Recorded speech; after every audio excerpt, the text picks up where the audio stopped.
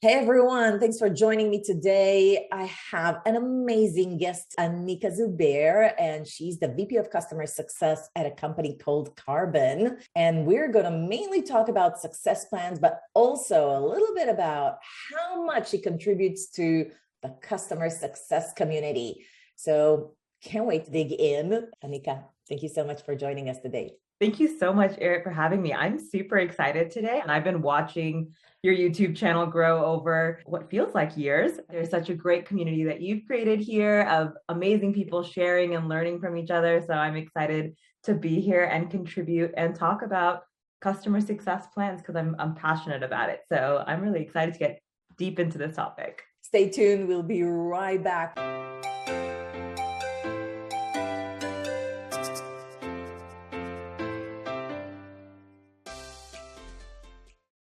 All right, thanks for joining us again. Before we dig into success plans, how do you do it? What should you include in it? What's the process like? How do you make a success plan successful? Anika, you're such a superstar.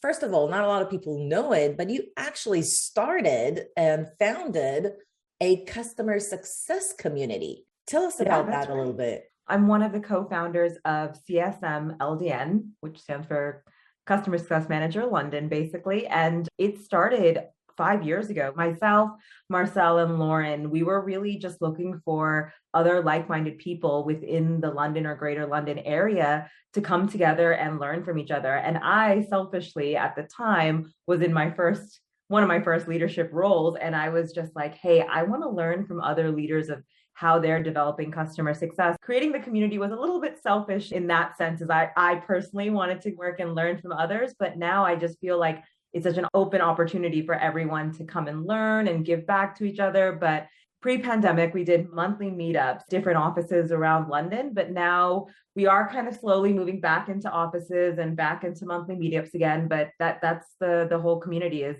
we're kind of offline. We are online. We obviously post things online, but our whole purpose is to create events where customer success professionals can come in person and have the opportunity to really network, learn, share best practices, you name it. So basically, if you're in London or the UK in general, sign up for your community. And definitely. I love it. And besides managing a community, you also have your own podcast, jointly partnered with a company called PlanHat.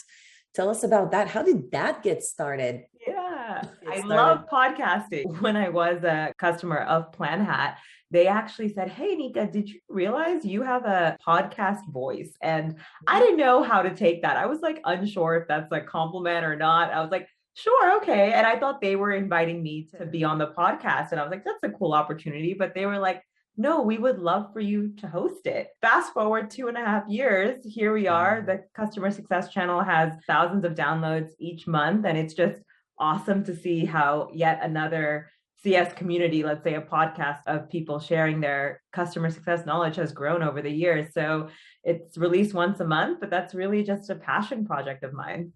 And people can find it on Spotify or... Yeah, Spotify, Apple Podcasts, I think Google as well, like across multiple different places. All you have to search for is the Customer Success Channel. Yeah, let's talk about success plans. So on a scale of 1 to 10, how important is to create a success plan for your strategic customers? Yeah, I think 11.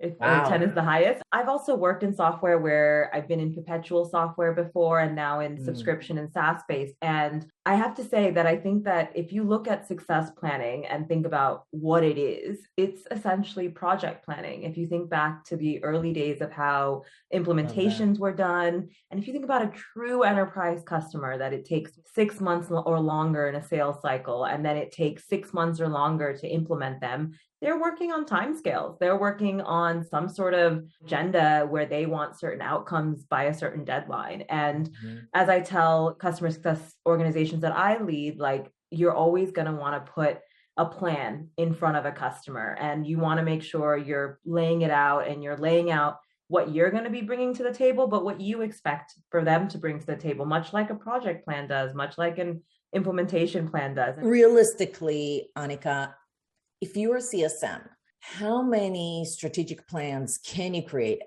AKA, there's some CSMs out there that have, the worst I heard is 300 customers per CSM.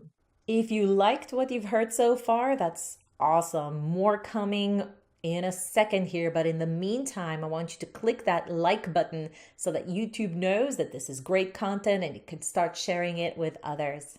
I mean, that's fine if you're doing a digital lead or low touch, but 300 and you're meeting with all of them?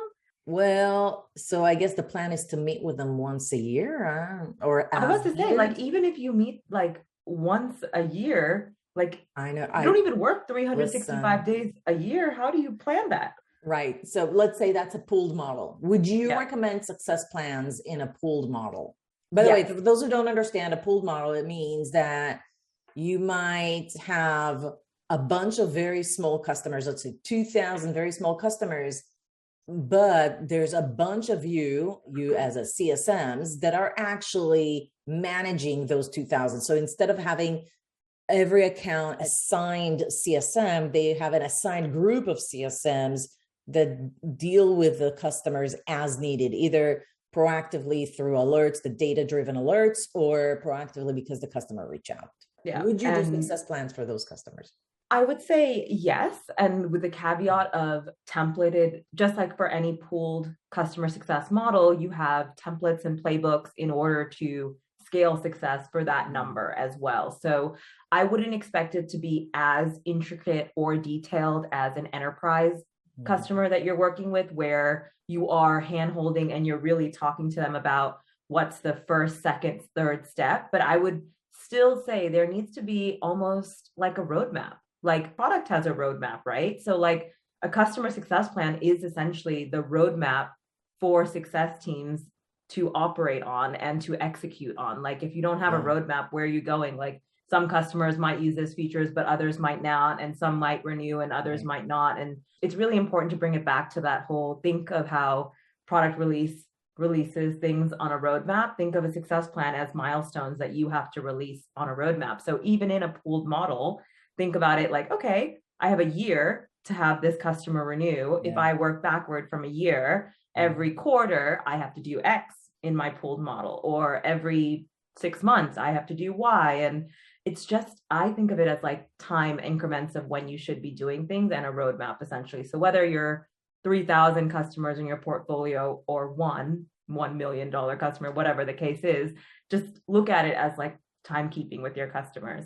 A high touch model, obviously, you'll explain how you do it, but at a very lower touch, just wanted to say, if you have a lot of customers, this is still relevant, is my point. And there's a way to do it. Step number one, right, Anika, is to understand what the outcome is. What is the desired outcome of the customer? So we don't have to have a conversation with that. Sometimes we can do a quick questionnaire and find out. Obviously, I have a very small business relatively to some of the other companies that are listening to this video, but I had a subscription for a $15 app. Okay. And when I submitted a cancellation request, the email back was, hey, before you cancel, what did you want to achieve? Can you tell us?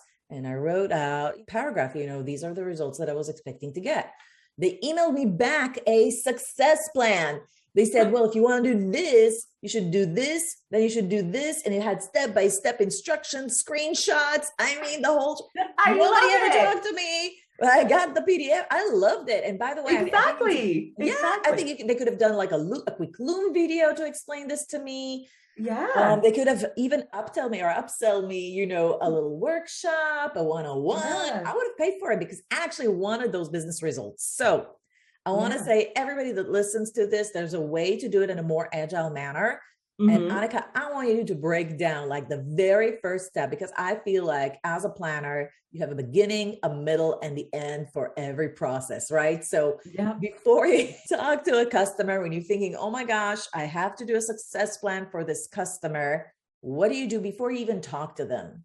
Before we continue, don't forget, subscribe to our YouTube channel and smash that notification button so that you don't miss out on any new videos. I think it's so important to understand what outcomes your customer is trying to get with your product. You already said it, but really truly understand. And I think the way that you can do this is literally sign up for a trial of your product or go through demo environment and really walk through what you expect your customers to do. And that's how you would build out the correct customer journey, meaning, like you said, in 6 months or in 12 months or in 24 months, work through it. Like, sit in the customer's shoes, look at your product, understand, okay, well, my first step in my plan is to tell them to integrate with this product and to then pull data from this source. Well, if that's the case, then you do it and realize, hey, how long did it take me to do this? In a realistic world, how can I expect my customers to do this when they have 10 other things on their to-do list for the day that doesn't include Karbon or whatever software they've decided to purchase from my company? And I think just mapping that out. So really understanding, hey, this is my customer journey. This is what 12 months at Karbon or at any other software company looks like. And once you have at least the 12 months, I'm going on an annual renewal. If you guys have multi-year contracts or monthly, just change to what you think is best. But look at that 12 months and fully understand, hey, this is what I'm expecting a customer to do. Now, the second thing I will say is really important. It is understanding use cases. Why did they buy your product? Is it because of reducing time their team is spending in a certain way? Or is it because they want to optimize certain data? Is it because they want to bring their customers together? What is the reason why they're buying your app or your product? And break that down into use cases, because that'll also help you build that success plan. So you do that in general. As you set up the process as a team leader, you're trying to classify or identify a few use cases that are fairly popular with your customer base. That's just in general, in terms of a strategy. That's what it sounds like. Yeah, for sure. Regardless if you're doing success plans or not, I would hope you are if you're listening to us today. But if you're not, it's just, this is all coming back to that customer journey and building out that roadmap for your customers and what you as a CSM or a CS leader needs to do in order to execute for your company and your team. So this is, I think, the ground foundation for everything in success, but you can use this towards that success plan build as well. Okay, so step number one, you've never done success plans before, get your team in place, maybe whiteboard, virtually or not, the main use cases. Now, why is it important to identify them? What are you going to do? Now I have a list of 5 main use cases that are relevant for my customers. What do I do with this? No, a great question. I think the use cases then drive the actions you're hoping your customers are going to make with your product. And then that derives how you're going to act. So let's say the end result is to, I don't know, engage or send X number of emails. If you're a marketing software, it's like, oh, you want your customers to be using your software to send so many emails per week, right? And that is your use case. They want to send a certain amount of emails to get a certain amount of conversion, let's say for whatever campaign they're working on. Then once you have that use case, you can work backward to understand, okay, that's the end goal. Then map the aha moments, map the process, map the metrics that they need to hit. Right. If the goal is 100 emails a week, what is it that they need to be doing every day to hit that 100 emails? And then think about, what is it that I, as a CSM, need to be helping them with to hit those goals? So first mapping that out to understand, defining it. And then once you have those use cases, you step in as a CSM. How do I help them get to that 100 emails or whatever the milestone is? Okay, so it sounds like if you're a CSM team leader and listening to this video, step number one is identify the main use cases and then really document for your team. What is, in general, do we want to recommend customers to do? And what should you as a CSM be doing? Yeah. So in terms of the customer, what should they be doing? You mentioned training or video or knowledge-based articles that they should be reading. So just as training, educating, and understanding best practices. What are the things that they should be doing? How should they incorporate it into their daily or key processes? So things that they should be doing every day. What metrics should they be starting to monitor to understand what are the success criteria? Who should be helping with, internally? Do they need IT? Do they need, who do they need internally to be part of this? Yeah. Was there anything else that you typically include in terms of the recommendations? And by the way, these are just standards so that your team doesn't start from scratch. What's the baseline here? And then you can tweak it for each customer, but you don't want to, what I'm hearing you say is that plan ahead.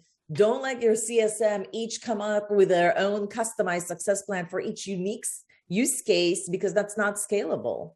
No, definitely not. And I think anyone who's been at a startup or scale up knows that things move 10 times faster than you're ready for it. And yes, you might let your CSM run one success plan, but next week they're going to have to run 10 because you're suddenly growing so fast. And I'm sure this story is relatable to quite a few people listening, but I would say build that template, much like you have a playbook. Like, hey, what do you do for renewals? Okay, this is what we do 90 days before. This is what we do 60. This is what we do 30. That's a success plan template as well. Now you can use any medium you'd like. Like I know there's a lot of CS tools that have success plans built into them. I've personally used an Excel sheet before. Who doesn't love Excel? And so I've literally put across the top, like, what are the different categories that we're tracking and then who's responsible for each part of it. You said categories? What do you mean by categories? For example, like you want to identify the goal or the use case, like we said. So make sure that that's one column within the sheet. And then another point is, how do you measure that? So the goal is 100 emails, or the goal is emails. Let's say the goal is emails and sending emails to your customers if you're a marketing automation tool. The metric that you want to tie to that is related back to, again, the use case. Maybe it's 100. Maybe you guys have identified that 100 means healthy use of our product. Or maybe the customer says 1,000. Whatever the metric is, make sure that's tagged into your success plan. And then finally, the third category or column in this spreadsheet should be who's responsible. So really, like, what are we chasing? How are we measuring against it? And then who's going to actually help us get to this goal? Is it marketing ops? Is it the CSM? Is it someone on IT on the other side? You need to identify who is responsible for this. Yeah. And then there must be a section that says, what are we going to do? Yeah, for sure. For sure. And like there's action points as well. So once there's takeaways from this. So right now, this is just like the overall arching timeline of events, right? And then it's the action plan and when things are due date as well. That's another 2 parts that you should include as well. Once you have the first 3 columns, which is again, what's the goal, what's the metric we're tagging, and who's responsible, you should also put a deadline on all things. Just like we were talking about that full customer journey, 6 months, 12 months, whatever the case is, put a deadline. And then how are we going to get there? Is it through calls like this where we consult our customers? Is it through them participating in a learning management system course? It's a different action each time. That's very cool. And I think like preparing in advance for specific goals is extremely smart, because collating all the knowledge base and videos that we want to watch when a customer wants to do X, like every single time, is not very scalable. If you could have like a list of recommended stuff for each, I think that's really cool. Yeah, no, definitely. And I think that, again, I think customer success came out of being reactive and then we wanted to be proactive. But I really think that success into the future should be prescriptive. A lot of people don't know what they don't know. Like, how many times do you know all the buttons across Zoom right now and what they all do? Like, sometimes some people just don't know what's right in front of them, and you have to be prescriptive and let them know, hey, to really get the return on investment that you're paying for our software, you guys should really be doing X, Y, and Z. And I've been on plenty of calls where customers have asked, hey, what are some of your best customers doing with your software? Or what are the best use cases of your software? Everybody wants to know and everybody wants to get better, but you have to, as a CSM, prescribe that to them as well sometimes. How do you share your Excel spreadsheet with clients? Do you share it with customers? Yeah, it has to be shared. I 100% always say that wherever you're deciding to host your success plan, whether it's Google Sheets or a CS software or whatever you decide to do, it must be a shared location, because this is not just us dictating to the customer, because they need to participate, they need to engage, they need to do the work as much as us telling them where the points of improvement are. So I would say that the best way to do that is to have some sort of shared area where you've laid it out, you've been prescriptive, you've told the customer, this is what I think as a professional who knows the software well, you should be doing, and they should comment back. They should be engaging and saying, yes, this makes sense, or actually, this is not a focus for us. We don't really want to use your software for this reason, and for them to communicate back. Now, this is again dependent on the type of model you have, enterprise or pooled. So it really depends on the type of customer you're servicing. Most of your success plans are, how much far into the future are you planning? So is this a success plan typically for 3 months or for a year? So we usually do 6 months, and then with the vision of like a blank space for the year, because we know that it's going to come up for the renewal. But we don't do quarterly business reviews. We usually do executive business reviews, and we call them Karbon business reviews. And those are once a year? Not once a year. It's usually every 6 months. But so we work towards the success plan every 6 months, knowing that the Karbon business review is coming at the 6 months. So, and that's usually when our executive buyer is on the call as well. So it's usually a good place to showcase how far the success plan has come and what we've accomplished and what's worked really well and what we need to continue to work on in the next 6 months towards that renewal phase as well. Yeah. And because you actually have quantifiable metrics and you say, okay, we were hoping for 1,000 emails within the next 6 months. We're at 500. We're 50% from goals. You can actually quantify how far are you. Yeah, you have to, because otherwise everyone's going to want to know a return on investment on a software. Yeah. And maybe some softwares out there have it built into the data and it's already there in a pretty dashboard, which if you're at one of those companies, awesome, lovely. But some companies don't have that ROI built into a dashboard where your customer is visualizing it and you have to visualize it for them, whether that's in a spreadsheet, in a dashboard you've created. But a success plan really says, you told me specifically, hey, Anika, in 1 year, this is what we're hoping to achieve with your software. And at that year mark, if we've hit those goals, then cool, awesome. If we haven't, it's a moment of reflection for both parties to really understand what's going on. But what's great is even along the way from 0 to 12 months, you're seeing the progression or not as a CSM. If you're not seeing your customer progress, that's a immediate red flag of let's readjust, or let's really have an honest conversation about, are these goals realistic? Is the customer pulling their weight? Are they actually using the software the way they said they were going to? So it's, again, lots of points to make sure you're engaged with your customer. Absolutely. You know, what I found sometimes is that you have to break down the metrics to leading indicators and lagging indicators. So leading indicators would be the customer says they want to send 100 emails every month, but they don't want to really spam their customers. What they really want to achieve is how many leads they generate because they send those additional emails, if it's a marketing platform, which everybody knows. So it's an easy example. I'm going to roll with it. Honestly, like I think even for my world, right? I help companies build the strategy for customer success. So sometimes they say, yeah, let's build me the customer success plan process and build a success plan template. I was like, okay, if we accomplish both, that's a leading indicator. Okay, thumbs up, we've done it. No, did you get more renewals? I wouldn't even know that until like a year after I finished my project, which at that point, they're no longer my customers. So that would be like a lagging indicators. But I think it's important to denote both. Like, what is the success of the success plan? Okay, we've accomplished all the things that we told you that you needed to do in order to get to that business end goal. But I think it's important for an ROI perspective for the customer to keep their eyes on the ball, so that eventually when they do see a ticket up, they associate it with the work that you've done. For sure, 100%. And again, a success plan sounds great because the word success comes in front of it, but it can be both leading and lagging. And the lagging are equally as important. Leading is awesome. Leading is you obviously almost proving to your customer that you bought us and you bought us for a reason. And here's all the data to show you why you bought us. But lagging, I think, is really where the power is, because lagging is where the CSM is able to really hone in their talents of being a product advocate and showcasing and educating the customer of what they need to be doing next. But I also think that lagging is where you set up those calls and you're able to actually have engaging and meaningful conversations with your customers, because there's clearly some things that aren't working. If everything was always a success, then what are we all doing here? Yeah, exactly. And you want to talk about lagging metrics with the executives, because sometimes,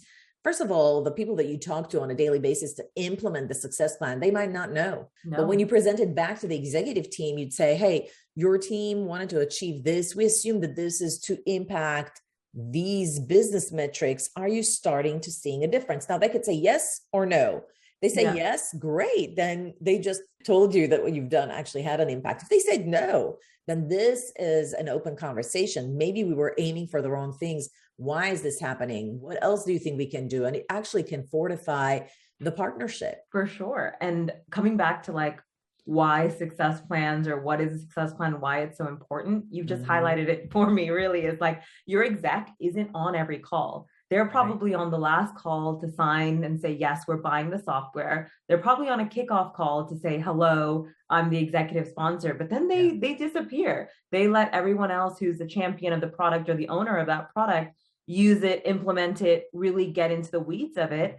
But trust me, when you ask for either more seats or an increase or an uptell or something, you best believe that executive is going to come back into the conversation, because you're dipping into their budget for more software, and they're going to want to know, why should I bring this to the table? And a success plan lays it out, both what's great and working well, but maybe what's lagging. And if it is lagging in things that you can uptell, saying, oh, well, actually, if you do X, Y, and Z with our services team, or you end up purchasing our larger plan, we can actually work towards some of these goals as well. So I just think that it's, again, something that it's like a meeting agenda. You don't come to a meeting without a set point of plan or ideas that you are definitely going to cover in that meeting. And a success plan is just that. It is your meeting agenda for the first 6 months of engaging with the customer, or 12 months, or whatever your timeline is. I love that. That's such a great way to think about it. Okay, so you have all of that. You have the templates. You figured out the use cases. You kind of know what the process is. As a CSM, you've never done a success plan with this customer before. You just pick up the phone and say, hey, Mr. Customer, I want to build a success plan for you.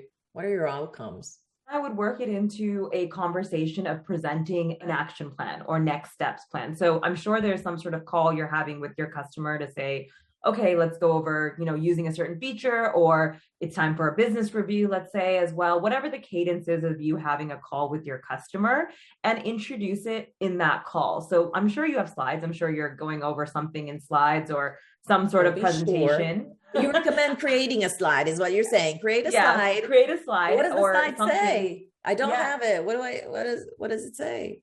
Well, it'll say, like, let's say it's Irit's success plan across the top. And then I will say your goals, or the goals that I think that you should be aiming towards with our product. And then again, the metrics that we've maybe discussed in the past that that you want to achieve, or something like that. And then a deadline on these things. It's just a project plan if you think about it. It's like, so what are we actioning? I think I'm hearing you say, before you talk to the customer, create a success plan based on whatever it is you already know about the customer. Guesstimate it and say, hey, here's what I think. Does this resonate with you? Yeah. Don't start from scratch. Don't come with this big open-ended question. No. Because when you come with that big open-ended, what's going to happen is your customer is going to sit there dumbfounded. They're going to be like, well, I bought your services. Aren't you the expert that's supposed to be helping me? That's where the prescriptive comes in play, is you're going to want to come in saying, hey, customer, by the way, I've created this. In no way is this set in stone. In no way is this like a hard and fast, we have to do X, Y, and Z in 6 months. But this is what I have seen other customers be successful with our product that have similar use cases or in the similar industry as you. And then I think that you guys should be following this in the next 6, 12, whatever timeframe. What do you think? I want this to be a collaborative approach, but I've taken the first step of drafting it. Please feel free to add your comments, your input. What do you think? Because a lot of times if you come with absolutely nothing in front of the customer, they're going to just say like, just help me get the product live, or just help me learn this feature. They're not going to think of the bigger plan. Your goal as a CSM is to think of that bigger plan, because they're not there to think of like 6 months or 12 months. They're just looking at, I need this product to work. I need to make my teams more efficient, whatever the case is. I really enjoyed today's conversation. I got a lot out of it. I don't know about everybody else. I hope they did. I hope so too. If you listen to this video and you have more questions about success plans, write them in the comments below, and we'll add more resources in the description about success plans. We've actually done a few videos about the topic, but this is by far my favorite. All right, guys, if you like this video, don't forget to give it a like. It really helps the channel so much when you're commenting on our videos, when you like our videos, when you share it with others. I'll see you at the next video.